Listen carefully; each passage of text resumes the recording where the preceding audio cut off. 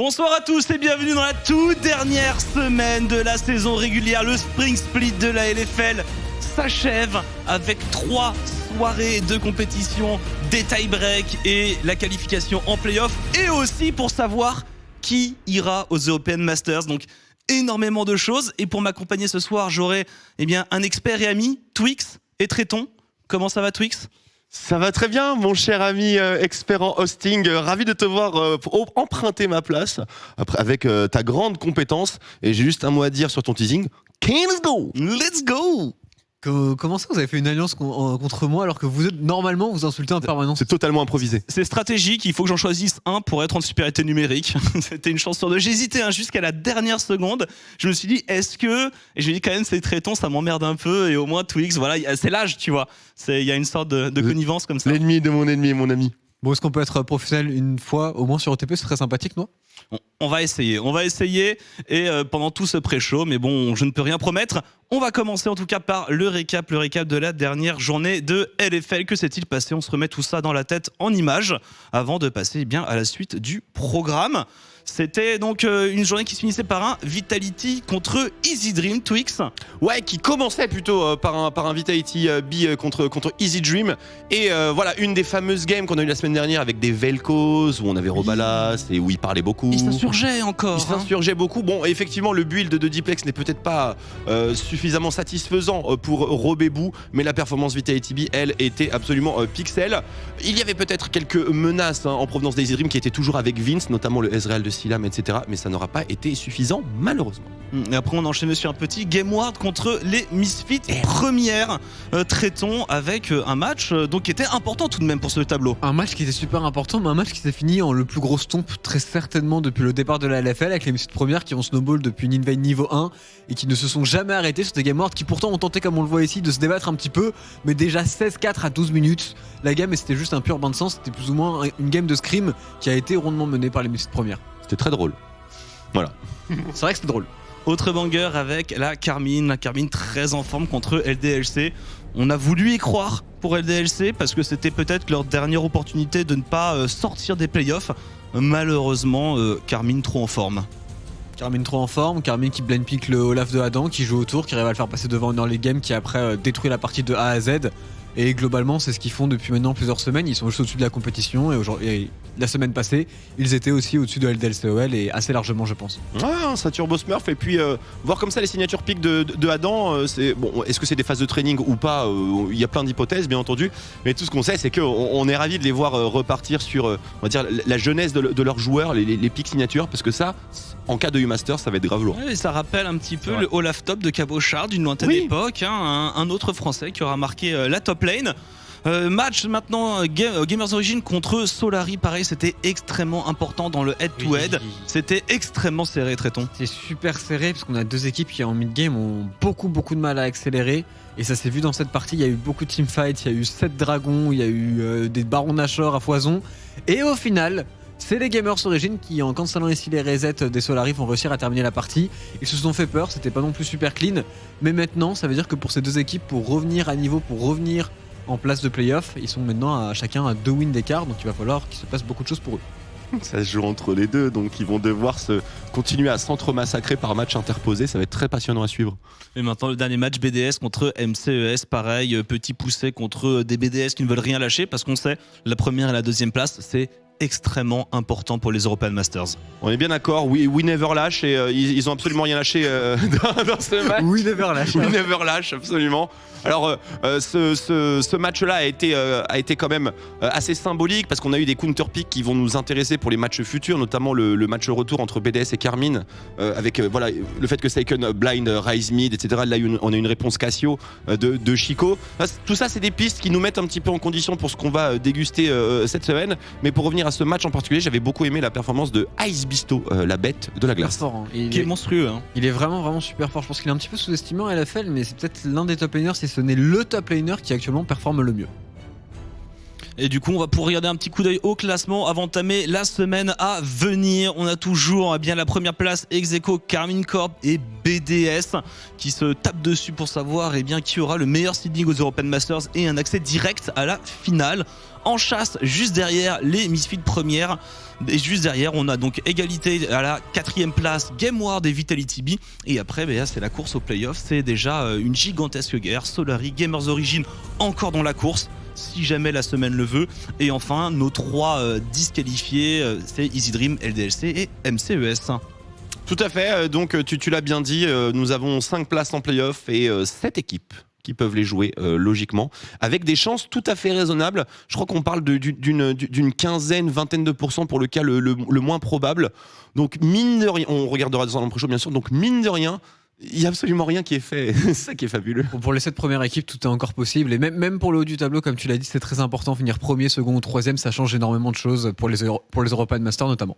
Et on vous fera un gros point, un tie-break, ce sera une grosse partie du pré-show puisqu'il y a énormément de choses à dire. C'est toujours le moment où on rigole avec les scénarios, on rigole aussi avec les équipes hors des playoffs qui peut toujours jouer des upsets et on aura toutes les stats là-dessus d'ailleurs, je sais pas si vous avez remarqué mais on remercie Samsung qui commence à nous équiper notre joli plateau de LFL. Ouais d'ailleurs je suis dégoûté, premier pré-show que tu offres en LFL, t'as la tablette. C'est bien pour ça que je l'ai fait d'ailleurs, mais en même temps voilà, on donne pas ça à n'importe quel clodo, donc j'étais là j'étais là en pré-show, on s'est dit les noix, il y a un certain standing à avoir dans ce pré-show contrairement à quand Twix est là, donc je vais m'arrêter là parce que sinon ça va dégénérer. Il va se lever bientôt. On était amis et experts et tout d'un coup ça enchaîne le pré-show, je vais t'enchaîner après. Ça s'est brisé. Bon, on enchaîne avec une loupe traiton que tu nous as préparée par tes plus grands soins, toi qui adore la loupe. Ouais, c'est vrai, j'adore la loupe et Carnage va pouvoir directement nous faire partir dedans. C'était une game entre les Misfits premières et les Solari dans laquelle il s'est passé beaucoup de choses et notamment ce teamfight qu'on va pouvoir revoir en entièreté avant de partir dans la loupe plus en détail. Et c'est un teamfight extrêmement important pour les Misfits premières qui ont pu remporter cette game qui elle aussi, ça va être un petit peu leur rengaine, compter beaucoup pour les playoffs en général dans cette LFL. Ouais, contre un petit Solari là-dessus et on voit que le teamfight échappe un petit peu. Je me rappelle de ce package. Je me rappelle. Et le package n'était pas forcément le meilleur en l'occurrence. Bon, on voit du côté des Misfits, on a une compo front to back, énormément de CC. Tu veux front to back. La front to back. Front to back, pas que ça vient de moi. Ce qui veut dire police. Je pense pas que ça vienne de moi, cette faute de frappe, peut-être. Mais il faudra voir. Et globalement, il faut fight autour de Vayne. Pourquoi ? Parce que Vayne est actuellement le DPS de tue absolument toute la composition des Solari qui est très tanky, comme on va pouvoir le voir avec la set suivante, où les Solari, ils ont une compo qui veut dive, qui a beaucoup de mobilité, qui veut aller très très deep. Et pour pouvoir aller très très deep, quand tu as un Corki, il te faut un package, donc il faut fight avec celui-ci. Absolument, une composition assez bien équilibrée et qui correspondait parfaitement à ce qui marchait le mieux chez Solari à l'époque, puisque j'imagine qu'aujourd'hui il y a quelques d'autres pistes qui doivent être envisagées. Mais voilà, Shen, Corki et Karim, tu as le Shen et Karim pour l'early game et tu as le Shen Corki pour le late game. Moi je trouve ça fabuleux. Et on va voir en termes de summoners, ce qui est très important, c'est qu'actuellement il y a tous les summoners pour tout le monde, à part le petit Certus qui n'a pas de flash, qui a quand même son importance pour une arena. Il faut jouer un minimum safe. En termes de dragon, on voit que la partie elle est quand même bien avancée. L'autre chose très importante, c'est que le Alistar de Steelback n'a absolument aucune vision. Il ne pourra pas en poser pour les Solari, donc il va falloir jouer en terrain peut-être un petit peu inconnu. Et comme vous le voyez, en termes d'items, on a des carries des deux côtés qui font beaucoup de dégâts. Dont un Renekton qui s'est cru chaud cette game un petit peu. Un Renekton, il s'est cru chaud et il était très chaud agressivement et ça fait plaisir parce qu'il n'a pas été toujours super convaincant dans ce split en particulier de l'FL. En termes de situation, ce que l'on peut voir c'est que les Misfits premières vont pouvoir contrôler la midwave certes, mais en face il y a Elif qui peut largement la récupérer avec son ultimate, il a un chaîne, il peut être là un petit peu quand il veut. Et aussi le Baron Nashor qui va être démarré au spawn par Aza et Joko. Attention, parce que Karim pour le tanker c'est pas si simple. Et on voit Scarlett qui est déjà très bien positionné avec son package, qui peut du coup attendre les Misfits premières et pourquoi pas leur tendre un piège. Mais très belle position du côté de Misfits, surtout très belle ward qui leur permet un petit peu d'avoir de l'information. La pink ward elle est positionnée du côté de Jack Troll, donc on sait ce qui se passe dans le pit. Et maintenant on utilise la front lane pour aller face check. Effectivement, la position est plutôt pas mal. On voit aussi qu'il est en train de gérer la midwave en simultané. Mais de l'autre côté, j'ai quand même le sentiment que le call des Solari, effectivement, est un petit peu précipité en termes de pool. Il est un petit peu précipité et le problème, c'est que Joko risque de prendre beaucoup de dégâts. On a Steelback et Scarlett qui sont d'un côté du teamfight, on a Elif qui est de l'autre. Ils sont pas du tout regroupés et on voit que Zlatan, pour aller smite Steel, il peut largement le faire. Et en termes de vision, comme je le disais, Steelback il n'a plus de ward à proposer et du coup actuellement les Solari voient vraiment pas grand chose. C'est dur de jouer un teamfight dans ces conditions.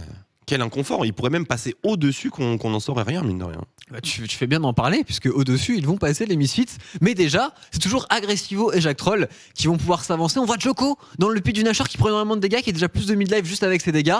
Et là, on se retrouve avec Zlatan qui est toujours en position de smite steal s'il veut. On va voir Certus qui va faire tout le tour, qui va aller dans le fog et qui va surprendre les Solari un petit peu plus tard dans le teamfight. Donc c'est important de noter. Et surtout, pourquoi il n'y a pas d'interrogation sur Jacques Troll et sur Agressivo ? Parce que ce n'est pas normal que cette front lane soit arrivée aussi proche de Solari aussi facilement sans qu'il y ait d'engage avec Scarlett qui attend juste. On est bien d'accord parce que là, dans cette situation, n'importe quel ulti chaîne, on peut bien sûr tout contrôler, mais surtout Scarlett, la position qu'il a, là c'est un one tap sur roulette qui peut partir. Hein. C'est ça, il peut partir, il peut aussi séparer totalement complètement Misfits en deux, mais le fait est que c'est les Misfits qui engagent en premier avec ce flash in d'Agressivo. On enchaîne très bien du côté de Jacques Troll. On a Willa qui va démarrer son ultimate, qui peut rentrer dans le fight, et comme il démarre son ultimate, Scarlett va devoir faire un package un petit peu précipité. Et Leaf qui n'est pas du tout dans les échanges pour le moment, qui n'a pas encore ultimate, qui est inutile.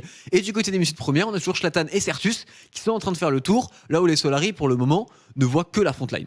Absolument. Et là, Wula est vraiment une position très orgueilleuse. On voit qu'il menace avec bien sûr la condamnation contre le mur, mais il est entre Corki package plus chaîne. C'est un sandwich vraiment qui est pas très confortable. Hein. Ça pourrait ne pas être confortable pour lui, mais du côté des Solari, on va la jouer un petit peu différemment avec ce package du côté de Scarlett qui laisse un petit peu à désirer certes, mais qui au moins bloque les Misfits dans l'air du dragon, du Baron Nashor, pardon, et dans l'engage. Encore une fois, Certus pour le moment on ne le voit pas du côté de Solari, mais là on se met tout de même bien. Ils ont réussi à la temporiser. Asa peut fight, Scarlett peut fight. Ils vont pouvoir mettre quelques dégâts dans la mêlée. Et là, la Shockwave forcément va être hyper menaçante. Certus, super positionnement. Hein. Justement, Scarlett, Asa, free DPS, ils sont bien, ils se disent que c'est bon. Sauf que Certus, en termes de vision, on ne le voit pas, on l'a totalement oublié. On pourra noter toujours que Elif, pour le moment, ne fait pas grand chose. On a Zlatan qui est dans le pit du Nashor, donc s'il y a un smite à faire, pourquoi pas, il peut largement le faire. Et maintenant, le travail, il va venir de Certus, de sa Orianna qui va surprendre absolument tous les Solari. Ouais, il doit être violent. On voit qu'il y a aussi le channeling du Stand United qui est parti. Oh. La fameuse Shockwave, elle est incroyable. On notera que Certus, c'est Z pour la speed, pour pouvoir mettre la boule au bon endroit. Donc pas des dégâts maximum, mais plutôt juste le CC qui est très important et qui va permettre à Zlatan, à Woolite de flash in et de suivre directement et qui va du coup totalement crucifier les Solari qui ont enfin cette ultimate de chaîne qui arrive, mais c'est déjà bien trop tard. Alors, Elif, est-ce qu'il se TP sur le fight Ah, il se TP sur le fight quand même. Il se TP finalement, double flash du côté de Misfit, on clean up le fight, on va essayer de dash out du côté de Scarlett et il dash au bon timing puisqu'en plus la condamnation ne pourra pas le stun. Donc très bien joué de sa part, mais maintenant, pour les Misfits première, ce n'est plus qu'une question de formalité. Ils n'ont plus qu'à terminer ce fight, ils n'ont plus qu'à aller les chase et les finir comme on peut le voir ici. C'est plus ou moins facile avec cette belle spire encore une fois du côté de Zlatan. Et l'erreur, la véritable erreur du côté de Solari vient du fait qu'ils ont attendu trop longtemps. Il n'y a pas eu un call décisif pour les empêcher de s'approcher autant du Baron Nashor. Là où du côté des Misfits première, c'est Certus, le héros du teamfight, qui a réussi à contourner absolument tout le monde et qui a super bien joué le coup. Clairement, il a massivement clutch. Autre, entre guillemets, erreur, Solari, mais entre guillemets, hein, bien entendu, pas d'agressivité, c'est tu fais un petit peu référence à ton métier, là, ton métier de warder. Parce que s'ils avaient la vision, ce serait pas du tout passé comme ça. Ils ont trop laissé les Misfits s'avancer sans les punir et ça leur a coûté ce Baron Nashor et plus ou moins la game après. Là où Misfits par contre a super bien joué le coup parce qu'ils l'ont fait avec la frontline, ils l'ont fait petit à petit et ils avaient dès le début l'information sur le Baron Nashor, ce qui est le véritable problème aussi. Et donc après ce petit tunnel vision des familles qui leur coûtera la game, on va pouvoir maintenant enchaîner sur l'agenda de la journée. On s'est fait tout le récap de la semaine dernière. Merci Tréton pour cette superbe loupe. J'adore ton petit costume d'ailleurs, by the way. Je trouve que ça te rend extrêmement sexy et avenant. L'agenda de la journée. Parce que je le suis pas normalement sans le costume. Au moins il y a une sorte de fantasme qui se crée, tu vois. Ni l'un ni l'autre. Allez, le premier match sera Solari contre MCBS. Solari qui a que de toute façon il y a des équipes qui n'ont que des matchs clutch, que des matchs coup près à jouer. Carmine contre Easy Dream. A priori pas grand chose à jouer du côté d'Easy Dream à part l'upset et Carmine qui doit tout gagner pour conserver sa première place. Misfit première contre Vitality B qui sera notre premier focus. Match hautement important dans les 5 places à prendre en playoff. Gamers Origin contre Gameward, même principe, pareil, deuxième focus de la soirée. Et enfin on aura BDS et DLC, même combat que pour la Carmine Corp et Easy Dream. Une victoire est obligatoire si on veut conserver la première place. Et je vous conseille d'aller directement vers notre premier focus. Et ce sera Vitality B contre Misfit avec un petit tour de stats. Pour le match aller, voici ce qui s'était passé, Tréton. Oui, on voit tout de même que ça avait plutôt bien joué dans le match aller du côté des Vitality. Ils avaient notamment avec la botlane, avec la hache de Smiley, fait un gros travail. On se rappelle de la Zoé de Diplex. C'était parmi les premiers matchs où Diplex commençait à être reconnu comme l'un des meilleurs mid laners dans la ligue. Il l'avait très bien fait. Et c'était le moment où les Misfits commençaient un petit peu à piquer du nez, à descendre un petit peu en priorité. On se rappelle qu'ils avaient quand même démarré en 5-0. C'était le moment où ils étaient un petit peu dans les looses, etc. Je pense qu'aujourd'hui, on a deux équipes qui sont globalement en forme, donc le match risque d'être très différent. Pas grand chose à ajouter ici, à part que l'early game a été malheureusement trop de la part des Misfits, et c'était exactement le fléau qui était le leur de la semaine 3 à la semaine 6, me semble-t-il. C'est ça, il y avait une grosse descente de stats après un gros départ dans la ligue, mais sur la fin avec les playoffs, effectivement, on a deux équipes qui sont très en forme et ça va se voir d'ailleurs dans les stats. On va commencer par jeter un petit coup d'œil au pourcentage de dégâts, voilà, des deux équipes, avec donc notamment une mid lane. Mid-sup assez imposant du côté de Misfits première avec cette duo lane polonaise notamment. Ouais, la statistique c'est le forward pourcentage, donc bien sûr c'est le pourcentage qui fait qui illustre votre positionnement sur les lanes respectives, tout simplement. C'est pour ça que vous n'avez pas le jungler, voilà, tout simplement. Et c'est du coup on voit qu'il y a la priorité, on voit que c'est quand même à chaque fois de tous les côtés des joueurs qui aiment en avoir beaucoup, puisque le moment où c'est plus ou moins au milieu de la laine, on ne le compte pas, c'est vraiment quand on est quasiment sur la tourelle adverse ou qu'on est réellement avancé. Et globalement, on sent que sur la mid lane, il y a aussi Certus qui fait un gros travail, et la top lane de Misfits, Agressivo, qui l'air de rien, lui aussi est très dominant. Ce qu'on peut voir très facilement aussi, c'est que les deux bot lane sont très fortes pour ces deux équipes. C'est vrai que je n'ai pas la jungle dans ce petit... Normal, il lane pas. Ah bah oui, excuse-moi. Bah ouais. Surtout qu'il il ne lane pas. J'étais là, genre elle est où la possession de la jungle, etc. Mais non, pas du tout. Il taxe, mais il ne lane pas. Mais il taxe. De toute façon, puisqu'on parle de la jungle, justement, c'était le prochain asset. Parce que c'est quelle transition. On devait parler de la jungle, voilà. Et c'était notamment dans ce but-là que je l'évoquais, entre Zlatan et Memento. Tout à fait, des profils qui, je les trouve pas vraiment similaires. Zlatan a pour moi un plus gros profil de carry, très nettement, très nettement. Là où Memento sera véritablement on va dire la loupe qui va venir sublimer la condition de victoire des Vitality B. Il l'a rarement été lui-même, cette condition de victoire. Ça a toujours été la stabilité. C'est vraiment eu la stabilité. On sent qu'il est aussi très important en mid-game en termes de shot calling, en termes de prise de vision. Il fait un gros travail. Là où Zlatan, et comme on le voit sur ses statistiques, c'est en early game qui fait le plus gros de son travail. C'est à lui de donner le lead à ses lanes. Et en vrai, il le fait bien. Mais il a aussi eu ses mauvaises semaines, et le problème c'est que lui il est moins régulier de mon point de vue que Memento. Et ça peut se jouer un peu early, hein. Il y a des pics en ce moment dans la jungle, notamment un peu la position du Udyr, de la Lilia, qui se font un peu une danse au niveau du counter jungle. Donc voilà, à surveiller de près. La mid lane avec notre ami Driplex. Wow. Donc, le moment où tu as dit Driplex, Driplex, le plateau était drip. Il y a eu un petit morceau, un petit champignon qui a été passé. Driplex et Certus. Donc au niveau de cette mid lane, Twix. Moi, c'est le KDA de Diplex qui me scandalise, parce que Vitality B, bien sûr, n'est pas une équipe qui ne récolte que des victoires, sinon on serait pas en train de parler d'eux actuellement. Mais bon Dieu, c'est les solo kills, hein 7 solo kills. Mais c'est un monstre, c'est un véritable monstre. Et pourtant, quand je le vois jouer, j'ai pas l'impression de voir autant de côté étincelant. J'ai l'impression que ça se mixe un petit peu dans la mêlée générale. C'est-à-dire, pas en mode Diplex et Faker, etc. Mais les stats parlent d'eux-mêmes, quoi. C'est vraiment assez fabuleux, je trouve. Je pense qu'il a pas fait un début de saison qui était convaincant ou qui était à la hauteur des attentes que l'on pouvait avoir pour lui, mais ces dernières semaines, il est vraiment très très bon. Solo kill KDA, mais il met la piquette à vraiment. Et Certus, il est bon aussi. Et c'est là que tu dis que sur la mid lane en LFL, il y a quand même beaucoup de joueurs. C'est chaud, hein. C'est vraiment très très chaud. Hein. C'est de très belles stats et vraiment assez différentes pour le coup. Et vous donneriez l'avantage à quel mid jungle du coup? Parce qu'on va avoir un Diplex Memento avec un Memento qui est peut-être un peu moins agressif de son côté, mais un Diplex qui va chercher le kill. Est-ce que c'est quelque chose très franchement, sans les match-ups, c'est très difficile de donner de donner un quelconque élément. Repose-moi la question tout à l'heure.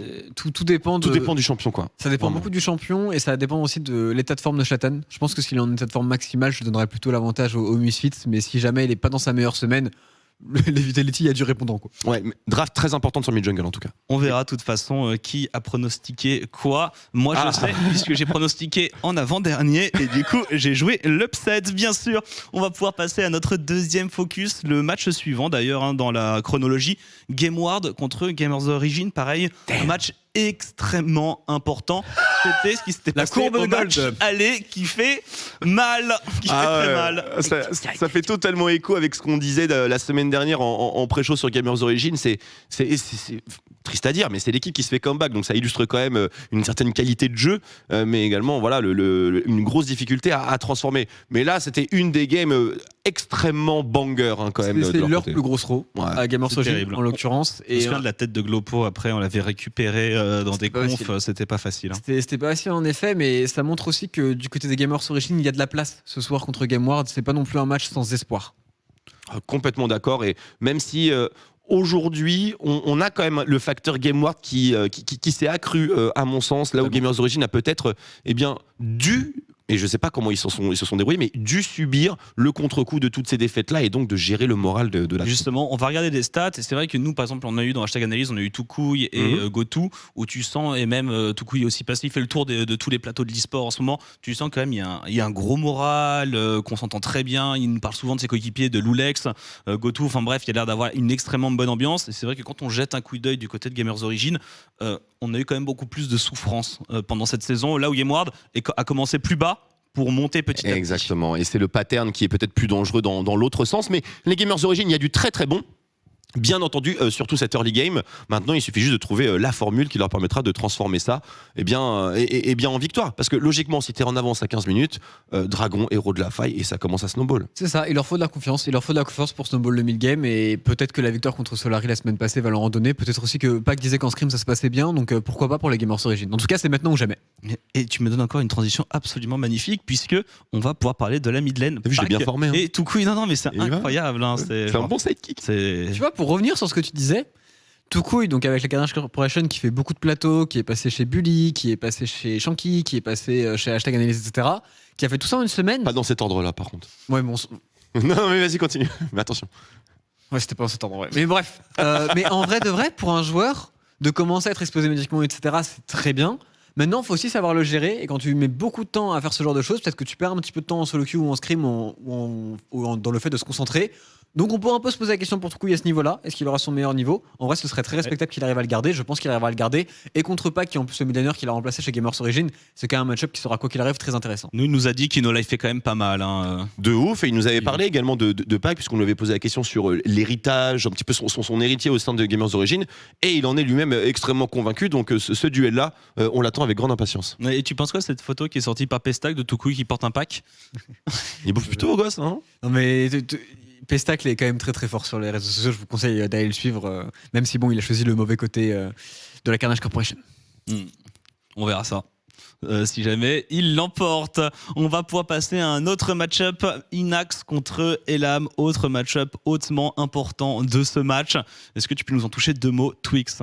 Eh bien, écoute, je vais donner après le relais, bien sûr, à Tréton, qui est spécialiste de la botlane, mais en ce qui me concerne, mon ressenti, c'est que quand même cette botlane Inax sur Nuxelot, tout droit descendu du LEC, pour moi, elle a un peu déçu, elle n'a pas trouvé véritablement sa formule. Question de méta, question d'ambiance, ça, on n'a pas les réponses, très clairement. Mais le fait est qu'en termes de profil et de, on va dire, de poids des joueurs, tout simplement, ils étaient supposés quand même overpair, parce que mine de rien, c'est la botlane qui remplace Hustlin Smiley, qui a été une des meilleures botlanes dans toutes les ligues françaises. Et qui bougent ensemble. Pendant pas mal de temps, donc... c'est un autre duo, tu vois, ils ont repris la même formule et moi je trouve que ça marche moins bien. Voilà. Je suis assez d'accord, je suis assez déçu par la botlane Gamers Origin dans la globalité. Maintenant, avec la nouvelle méta qui arrive, avec des supports un petit peu plus range, pour Nux, ça peut beaucoup aider et ça peut faire qu'ils ont une bonne lane. Là où du côté de Elam, on a eu du très bon, du moins bon aussi, mais globalement, comme l'année passée, il rassure, c'était Hades, on s'en souvient chez Eldel Soel. Il est excellent, avec Prime, le duo fonctionne très très bien. Donc c'est 2 botlanes très fortes. Maintenant, je donnerais quand même l'avantage à celle des Gamers Origin si jamais on arrive à partir sur du Caitlyn plus X champion range. Dans ce format-là, ils sont quand même très bons. Complètement. Par contre, GameWard, moi j'ai beaucoup aimé, et je trouve que c'est un truc qui différencie un petit peu les deux duo lane, c'est que Prime a beaucoup plus la bougeotte, et une bonne bougeotte qui impacte beaucoup, que Sir Nuxelot, je trouve. Ok, ben maintenant on a à peu près toutes les clés du match-up. On va pouvoir passer à ce qui vous intéresse tous, les tie-breaks, voilà, parce que c'est compliqué chaque année, les scénarios, les etc. mathématiques. On vous rappelle les règles. Donc quand 2 équipes sont égalité, celle qui a remporté le head-to-head, c'est-à-dire celle qui a 2-0 sur l'autre, eh bien l'emporte instantanément. Le face-à-face. Le face-à-face, merci. Si égalité, eh bien on joue un tie-break. S'il y a 3 équipes ou plus à égalité, si une équipe est invaincue contre les autres, donc 2-0, 2-0, eh bien elle passe et après on joue le tie-break. Sinon un arbre est tiré au sort et on résout le sort des équipes. Mais tu lis vachement bien, Noah. T'as vu un peu? C'est fou. C'est un bel asset, hein. Ouais, très très bel asset. Non mais ça va, tu as très bien du coup résumé la chose. C'est comme ça que ça devrait se passer. On verra, et on verra aussi qu'il y a beaucoup de scénarios où il peut y en avoir des tie-breaks. Merci. De rien. C'est une belle analyse pour suivre ma belle lecture de la 7. On va pouvoir regarder l'agenda maintenant, l'agenda de Faut vraiment que je reprenne mon rôle. Moi je dépanne. Hein. L'agenda avec donc les deux équipes qui ont un agenda extrêmement important, les deux équipes qui vont devoir se battre pour aller chercher un play-off avec pas forcément un agenda équilibré. On a tout de même un agenda qui est pas évident, je trouve, du côté de Gamers Origin, avec 2 matchs durs à jouer. Alors oui et non et oui. C'est-à-dire que pour Solari, Wow. les 2 premiers matchs, Et après, tu viens claquer une vanne sur la façon dont je lis un asset. Il me reste 3 minutes alors, donc tu vas te bouger et très vite m'expliquer. Non mais cet alors agenda. les Allez, hop, deux hop, premiers hop. matchs contre MCS et contre LDLC sont quand même très très piégeants, et il y a un BDS qui est très difficile en dernière journée parce qu'il va être aussi très important pour les BDS. Là-haut du côté des Gamers Origin, c'est jouer contre des concurrents directs, puisque Gamers et Vitality sont des concurrents directs pour passer en playoff. C'est pas plus mal parce qu'au moins tu as cette sensation de j'ai mon sort entre mes mains, ce qui est pas forcément le cas de Solari. Merci, c'est super. On va pouvoir passer maintenant à la suite avec l'arbre des possibilités. Les possibilités de ces tie-breaks. Voilà les scénarios, les pourcentages de chance. Tout de même, parce que vous êtes nombreux sur les réseaux sociaux de toi. à avoir voulu compiler des choses. Donc forcément, on a 2 équipes qui sont déjà qualifiées. Il faudrait un cataclysme pour que Misfit première n'y aille pas. On a tout de même, on est quasiment assuré d'y aller pour les Game Ward et Vitality. Mais, l'espoir fait vivre et ce n'est pas mort pour Gamers Origin et Solari. J'enchaîne tout de suite parce qu'on est vraiment short en temps avec, on voulait juste rapidement se poser une petite question. Qui sera l'équipe qui va faire l'upset? L'upset, c'est qui va être l'équipe qui n'a plus rien à jouer, mais qui va venir faire trébucher quelqu'un et le sortir des playoffs. On commence avec MCES. Et d'ailleurs, en termes d'équipe, les structures ont encore beaucoup à jouer parce que sur les 2 splits, il y aura l'addition des résultats et potentiellement tu seras en relégation vis-à-vis de ton premier split. Donc il faut faire quand même attention pour MCS, pour Easy Dream et pour LDLC. Donc les structures ont encore beaucoup à jouer. Et on le voit, est-ce que c'est MCS qui fera la surprise ou non? Personnellement, des 3 équipes, celle dans laquelle je crois le plus serait plutôt la LDLCOL. Même si MCES, depuis qu'il y a Tiger, ça joue quand même un peu mieux. Les compos farfelus. Voilà, juste surveiller les compos farfelus de MCES. LDLC, messieurs, justement un petit avis. Est-ce que c'est LDLC qui fera l'upset? Oui, non? Je crois pas mal.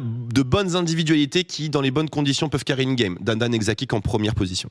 Et enfin, Easy Dream, traitons, la dernière équipe qui n'a plus rien à jouer, mais qui peut éventuellement essayer de jouer l'upset. Est-ce que Easy Dream sera le chevalier de l'apocalypse qui fera tomber une grosse équipe? 0-6 et ça se passe vraiment pas bien du tout pour Easy Dream alors qu'ils avaient fait un bon début de saison. Donc je pense que même pour revenir mentalement, c'est très très compliqué pour eux. On va pouvoir maintenant jeter un coup d'œil au pronostic avant de tout de suite se quitter avec l'introduction pour le premier match de la soirée et de la semaine, cette semaine de Super League de 3 jours. Alors, tout le monde a voté Solari Twix qui est en train de surfer sur les pronostics. Tout le monde a voté pour la Carmine. Personne n'a pris de risque. Sur les 3 matchs où il y a les 3 succès potentiels, il n'y a personne qui a pris un seul risque. Après, par contre, ça se sépare beaucoup entre le Mystic Vita et le jeu Game Ward pour le coup. J'ai mes 2 poursuivants, Chips et Twitter, qui ont les mêmes pronos. C'est honteux. Vitality, me déconnez pas, please. Ouais, j'ai tenté l'upset à peu près à contre-courant de tout le monde. Avec Vitality, Gamers Origin, BDS. Vita, déconnez pas. Je cherche Tréton dans le classement. Tréton, c'est bien ça, la dernière place. C'est sur ces belles paroles que je vais devoir mettre fin au pré-show et vous dire qu'on se retrouve dans quelques secondes pour le tout premier match de la soirée qui est Tréton. C'est rien, tu te débrouilles, c'est ton pré-show, tu le finis. Solari MCES. À tout de suite.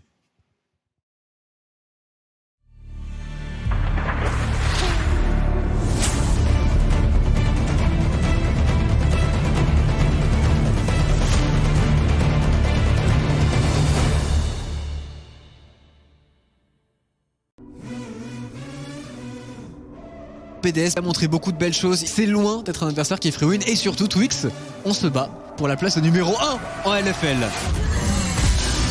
Oh, la superbe éruption solaire. Et c'est Sagan qui se fait instantanément dépapper le combo prometteur de la Carmine. Pas assez de dégâts. Bon Dieu, quelle exécution. On a beaucoup appris de nos défaites, on a beaucoup appris de nos games. On est capable de gagner contre tout le monde vraiment facilement quand on joue à notre meilleur niveau. Le monde de voir claquer son flash. On flash hit pour les 2 joueurs de la Carmine Corp. Est-ce qu'on peut vraiment aller le chercher? On force la flash sur sortie. Le spell de Sagan. Le spell de Sticroff pour le first blood pour la Carmine. We just need 6 wins to be champions. 3 games of the regular split and then 3 games on the final. That's what we aim for. Oh, c'est compliqué, il faut pas qu'il tombe pas, qu'il faut qu'il reste vivant. Il est tombé finalement. Oh, Kiko impérial absolument colossal. Et derrière, on peut enchaîner peut-être pour les BDS. Troll est envoyé à l'assaut. La shockwave. On veut prendre tous les barons d'achat pour les missiles premières. Mais on risque tout simplement de s'empaler. Bloozer qui met des dégâts monstrueux. Le triple kill. Et le carnage des BDS. Et là on se bat pour la première place. Une de ces deux équipes sortira en tête. Le pouce de Seiken, cette excellence, retour dans la mêlée pour Adam qui est il n'a peur de rien. Et les Misfits premières se font terrasser 1-1. Il va se retourner Adam parce que c'est un bonhomme, un véritable guerrier avec Seiken et son rage. Et un premier kill, ça y est, la Gatling Astor s'enclenche. C'est du 1 pour 1, on va essayer de disengager. Adam continue à sustain et le doublé. Le triplé, monsieur Seiken. Quadra kill pour Seiken.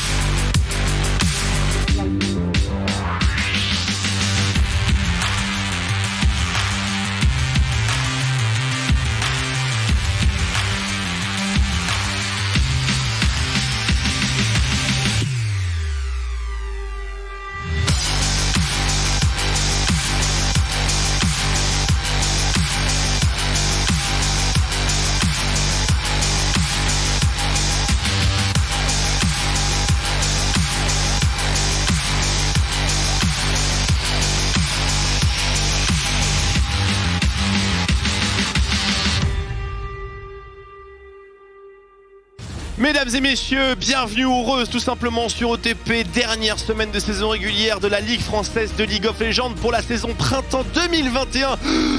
C'était dur de faire cette phrase d'un coup, mais bon Dieu Marex, il fallait le mettre parce que là, ça va être une semaine de fou. La semaine de dingue, bonjour à tous, des enjeux de fou furieux, notamment pour cette première game. Solary n'a pas le droit à l'erreur. Et oui, chaque match va être vraiment palpitant puisqu'on va résoudre petit à petit tous les scénarios possibles et imaginables pour l'accès aux playoffs pour nos 5 équipes et qu'on retrouvera donc dans l'arbre, eh bien, simplement pour parler des EU Masters, pour parler simplement du titre de champion de printemps. Mesdames et messieurs, les enjeux sont absolument massifs et nous comptons sur vous bien sûr pour exprimer votre soutien et vous exprimer tout court un maximum sur vos réseaux, également sur le chat. Commençons par ce que nous avons devant nous, mon cher Alex. C'est clairement le match où on se fait peur contre Solary et où on rigole chez MCES. Clairement, on rigole, il y a un smile. Du côté des MCES, on arrive décontracté. Du côté de Solary, on arrive... non seulement on doit gagner ce match, mais en plus on est obligé d'avoir les autres en tête parce que c'est un peu... On doit faire une semaine sans faux pas. Donc même s'il y a ce match qui, en plus, va être quand même difficile, il y en a d'autres derrière. Donc faut être au top dès le premier match, c'est dur. Mais c'est bien, je pense qu'ils doivent être contents de vraiment jouer le premier, d'être les premiers à jouer comme ça. T'as la réponse directement, tu vois. Je suis d'accord parce que s'ils arrivent à banquer une victoire, là il y a Gamers Origin qui regarde le match et qui se ronge les ongles littéralement. Même les autres équipes qui sont pas encore ultra confirmées comme Vitality ou GameWard pour ne citer qu'elles.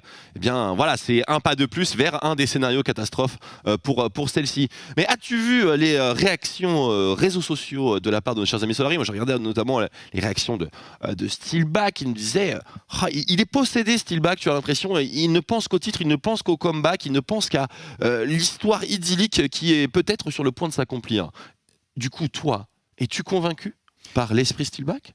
Bah, en vrai, je pense que oui, parce qu'ils sont vraiment revenus de... C'est l'équipe qui est revenue du plus loin par rapport au start qu'ils avaient eu. Dans toutes les équipes du bas de tableau, on n'a pas su rebondir, mais Solary, on a su d'un coup, là, tac, rebondissement, série de win, petit changement au niveau du staff, de l'identité de l'équipe, etc. Ça a très bien fonctionné et c'est maintenant. Plus le droit à l'erreur, on a eu une game très unfortunate contre les Géos la semaine dernière, une game de 40 minutes qui s'est jouée au détail près, mais ce n'est pas fini pour Solary. On a su banquer les victoires, il faut faire un sans faute cette semaine et on est parti avec le classique Yonban contre Royal, Solary MCES, let's go. évidemment, Royal qui n'aura probablement jamais accès. On verra la dernière journée. Tiens, je serais bien content de le voir sur un petit Lyonnais. L'autre question, c'est bien sûr la Lilia de Bucada. On a ban les 3 pics favoris de MCES, GP, Yon et Lilia. En face, Udyr et Rel qui ont bien fonctionné chez Solari. Steelback, vous avez fait une game de fou avec Rel. Vraiment très bien. Et la Séraphine, choix assez logique. Oulala. Est-ce qu'on part sur du funnel guitarique? Je ne pense pas. Encore mieux. Non, bien sûr, on va se calmer. Nasus, c'est marrant parce qu'on l'a vu en LCK en counter de Sion. Ça n'a pas bien marché. Clairement. Pourtant c'était Kin, mais bon. Ouverture au Olaf, il y a un Olaf de dispo, il y a Djoko. L'un va avec l'autre, il n'y a pas de Udyr, il n'y a pas de Lilia. Je pense qu'on peut raisonnablement s'attendre à taper du Ekarim en face ou des choses comme ça. Donc le Olaf, il a l'air de fit. Clairement, avec les petites modifications de la méta, les petits nerfs. Oh, let's go! Nerfs de la jungle à droite à gauche. Maintenant, le Olaf est souvent open. Il est beaucoup moins fort qu'avant, mais quand c'est joué par Djoko, Lulex, c'est leur pick un peu signature. On n'hésite pas à le prendre. On saura faire la différence mécaniquement avec, malgré les nerfs. Aucun problème. En plus, c'est facile de draft autour d'un Olaf. Le pick est assez complet, assez passe-partout et Aphelios Thresh. Aphelios Thresh, je trouve ça extrêmement ballsy de leur part, puisque bien entendu, Steelback, Asa, ça a quand même de fortes prétentions, notamment en termes de scaling. Et là, le pari du scaling, je vois rien de plus menaçant qu'un Aphelios. Même Kai'Sa me semble être un petit peu en deçà, véritablement. C'est différent. Ouais, Aphelios Thresh, je trouve ça pas mal en réponse à Olaf. Étant donné que avec les bonnes armes, un Aphelios peut vraiment découper un Olaf. Et la lanterne de Thresh a une value contre le Olaf. Ce sera le Blitzcrank. Steelback, Blitzcrank, je pense qu'on se met plutôt pas mal. On sort le counter pick, on n'hésite pas. On est bien d'accord et surtout, si jamais Bucada ou les MCES avaient la prétention de drafter un Skarner qui fit correctement sans être absolument insane. Le combo Skarner Thresh. On veut le voir dans la game s'il y en a un. Exactement, donc là on va directement passer à autre chose et passer à la Orianna Blind Pick Mid pour Royal avec les bans qui vont avec, on l'imagine. Et dans ces bans, qu'est-ce qu'on anticipe? Vel'Koz. Et attention, hein, Scarlet qui est capable de jouer beaucoup de choses. On décide de jouer le match-up mid en prenant cette Orianna en utilisant les bans, mais attention, au niveau de la jungle on risque d'être limité du côté de Bucada. Le Udyr est sorti, la Lilia aussi, Olaf a déjà été pick, donc on imagine des bans jungle du côté de Solari pour que Djoko soit dans les meilleures situations pour peut-être caresser le game, mais non, ce sera encore du target ban, un 4ème target ban. Sion, après le GP décidé, on veut vraiment sortir les MCES de leur zone de confort, on sort vraiment et je trouve des standards de draft. C'est un très très bon angle, ça se voit que le match... En tout cas, on essaie de mettre toutes les chances de son côté. Le ban de Sion, en plus de ça, c'est un pick qui est tellement godlike en ce moment. Solo frontliner, il n'y a pas de problème. Il gère très fort. C'est vraiment très très costaud. Le Victor, voilà, je m'inquiétais pour le Victor de Scarlet qui était laissé open. Maintenant, je m'inquiète surtout pour le Corki. Parce qu'il raffole les Solari de Kai'Sa Corki. J'aime beaucoup ça. En plus, là, on a besoin d'avoir ce scaling en mid lane, étant donné que on a choisi Blitz, Olaf. Avoir un bon scaling en solo lane, ça pourrait être sympa et ce sera ban Skarner. Ok. Je m'y attendais pas tellement à ce moment-là. Mais pourquoi pas, Bucada, j'avoue qu'il va falloir aller piocher un petit peu plus loin maintenant. En vrai, c'est ce qu'on prend le ban Skarner. Bon, déjà, le pick est extrêmement fort, mais couplé à Orianna Thresh, ça l'est d'autant plus, je pense. Écoute, pourquoi pas, on va avoir une Shockwave Cataclysme, un combo teamfight assez basique, mais rudement efficace. Maintenant, bien sûr, ça part du principe que il y aura quelqu'un qui sera puni pour son absence de flash ou un teamfight qui sera puni par, on va dire, trop grosse agglomération de joueurs sur le wombo. Mais je m'attendais pas du tout à un pick Jarvan maintenant, je m'attendais plutôt à un blind pick top et notamment celui des Solari, puisque Renekton open, blind, c'est quand même très confortable et ton counter pick, tu peux peut-être le réserver à quelque chose de plus deep. Après, peut-être qu'on n'a pas quelque chose de plus deep en jungle, c'est possible. C'est vrai. En surprise en tout cas. Ce sera Syndra, ok. Moi j'aime beaucoup le Jarvan contre Olaf, Blitzcrank, ça, tu peux vite réagir à un problème. Le Cataclysme fonctionne bien pour l'ulti Olaf. Bah pour le coup, c'est vrai que drafter un mid laner sans escape, alors que le Jarvan est déjà là, alors que l'Orianna est déjà là aussi, pas forcément facile pour Scarlet, hein, c'est vrai. Je m'attendais pas à ça véritablement, et je m'attendais vraiment typiquement à un Corki, parce que au moins si tu te fais full combo all-in, tu peux t'en aller. Ouais, c'est vrai qu'avec cette Syndra, on peut manquer le scaling. On a une compo Solari qui dépend pas mal de l'early game. C'est pas vraiment ce qu'ils ont eu l'habitude de draft dernièrement. Clairement si on pas. se retrouve derrière du côté de Solari, remonter peut être relativement difficile. Surtout quand en face on a vraiment ce Orianna Aphelios qui à tout moment peut une belle shockwave ou un bel ulti Aphelios et on enchaîne. Les deux champions se combinent très bien. Si la Orianna met une bonne shockwave, le Aphelios peut clean up. Et même si le Aphelios trouve un bon ulti avec arme violette stun, derrière c'est aussi également gratuit pour le Orianna. Gravitum. Donc je les ai tous. Je les ai tous. Je suis bien d'accord avec toi et je trouve que la cerise sur le gâteau, c'est quand même ce match-up Gnar-Renekton qui peut être dangereux, bien sûr, dans une certaine mesure early game. Je me souviens de ce qui s'est passé en LEC Yo-Yo Bwipo. Mais en soi, Gnar, pour les boomers de la faille, c'est un perso qui synergise extrêmement bien avec Jarvan. Parce que Jarvan crée une structure. Et donc du coup beaucoup plus facile de wombo des stuns autour du cratère du cataclysme. Clairement. Honnêtement la draft MCES, je suis plutôt convaincu. Maintenant il y a toujours le facteur exécution qui dépend véritablement des joueurs eux-mêmes. Mais en termes de compo, on a le side gagné avec Gnar, on a le centre gagné selon moi avec Aphelios Thresh. Et on a également le teamfight qui me semble être juste meilleur. Si jamais il n'y a pas de surprise, de flanking un petit peu, ou de hook incroyable de Steelback. Ouais, je suis totalement d'accord avec toi. Ça se résume à peu près à ça la game, mais l'early mid-game des Solaris, ils arrivent à accélérer la game avec le long range stun de Syndra, couplé à cette Kai'Sa qui peut vite se transformer en assassin et ce Blitzcrank. C'est sûr. Ça peut aller vraiment très vite. Et MCES n'aura peut-être pas l'opportunité de tenir suffisamment longtemps pour obtenir ces teamfights qui paraissent vraiment... totalement à leur avantage. Faut vraiment tenir la baraque pour les Solaris, je suis bien d'accord avec toi. Et je trouve que ce qui leur manque, pour les MCES, pardon, pour les Solaris, ce qui leur manque, je trouve, c'est un plan de jeu autour de Renekton. Je trouve ça un petit peu dommage d'avoir un Renekton topside avec, je stun et après mon jungler fait le reste du travail et compagnie pendant que je tank la tour sous Dominus. Avec un Olaf, je suis moins convaincu que cette recette puisse fonctionner. Et donc, du coup, j'ai l'impression que toute cette early game dépend de Steelback et de sa main dorée. On va aller voir directement en match ce que ça donne Solari contre MCES. C'est parti.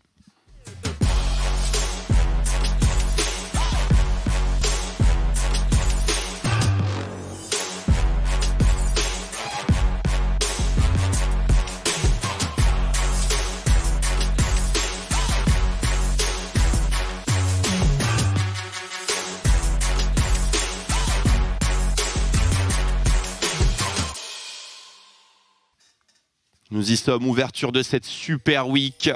Dernière semaine de Ligue française de League of Legends pour le segment de printemps 2021 et une Invade Solari sous une jolie ward des MCES. Ça chill.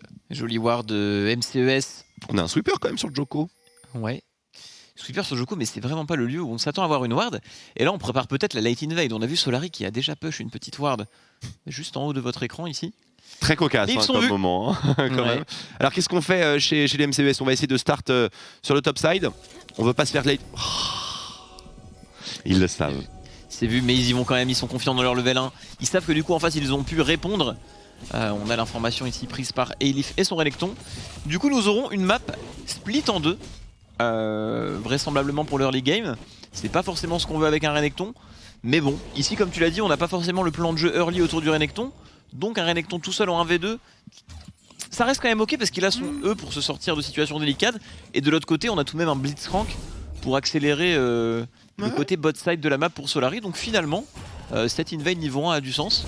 Il va falloir faire le taf niveau mid jungle du côté de Solari.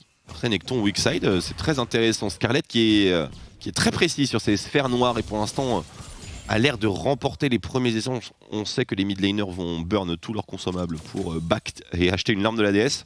On garde les runes très rapidement bien sûr. Rien qui saute aux yeux de mon côté Rexma. Tout le monde joue... Ouais, ils jouent tous complètement dans les clous. Clairement. Avec double TP de chaque côté, double heal.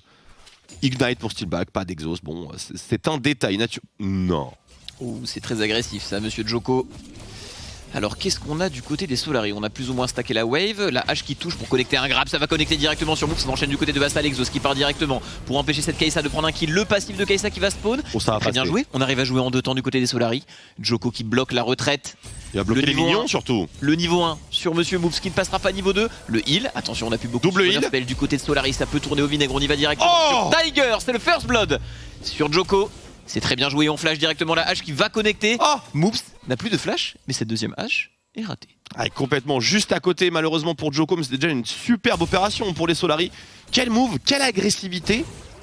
Tower dive directement sur la troisième wave, plutôt ballsy. On sent que ce match a été préparé du côté des Solari. Oula, Solo kill, le flash. Oh, de ACD. le king des solo kills de la top lane qui frappe à nouveau chez les MCES. Et oui, on peut être en 3-12, mais quand même envoyer du très très lourd en indiv. Privé de son GP, privé de son Sion. Oh là là. First blood à 3 minutes ACD. Comme tu l'as dit, le roi des solo kills. Dans cette ligue. Très costaud, hein, véritablement. Je m'attendais pas à ce genre d'issue. Ce qui est marrant avec le match-up Gnar-Renekton, c'est qu'on a vu les deux formats. Gnar qui se fait soulever, Renekton qui se fait dépecer. Ouais. C'est bien vrai. Ah, c'est dommage, hein, du côté de Elif, on n'a pas su tenir cette early game. C'est pas non plus dramatique, parce que c'était sur un timing back, on TP back derrière, mais bon, on a quand même un petit avantage au niveau du Gnar. Et il pourrait peut-être parvenir à le snowball. Là, on va revoir au bot, ça c'est bien joué. Hein. Le slow sur Moops qui ne flashera pas ici. Ouais, complètement. On temporise le temps de l'exhaust en ayant mis de très bons dégâts à Moops. On ne prend pas de dégâts sur les tourelles. Et ensuite on y va avec cette wave stackée. La mesure un petit peu du move. C'est-à-dire là le call, Tiger, hop, il est bump, il est mort. Ouais. Très bien joué. Hein. Très bien joué. Alors mid lane, il y avait eu un gant, on avait vu. Précipité. On revoit Bukada avec son Jarvan. C'était pas loin de toucher. Pas loin.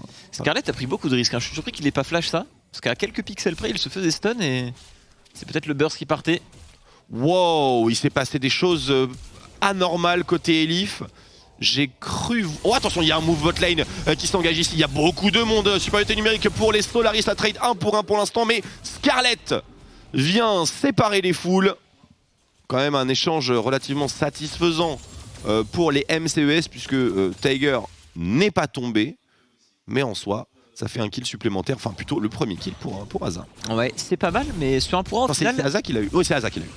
Et sans doute à l'avantage des Solari étant donné que la wave push vers eux et que Tiger ne peut pas vraiment contexte parce que oui, ses collègues sont en train de revenir, sont un peu loin. Tu as bien raison, Là les choix sont intéressants des deux côtés. On voit Jarvan qui court tout droit au niveau de la botlane pour justement réparer cette wave un petit peu délicate. Complètement. Et du côté des Solari, on attend de recevoir la wave, mais attention. Attention parce que Bukada est là, il a toujours son flash. Il a également ses tabis. Ça peut aller très vite au niveau de ce Jarvan. Ah, il faut pousser absolument.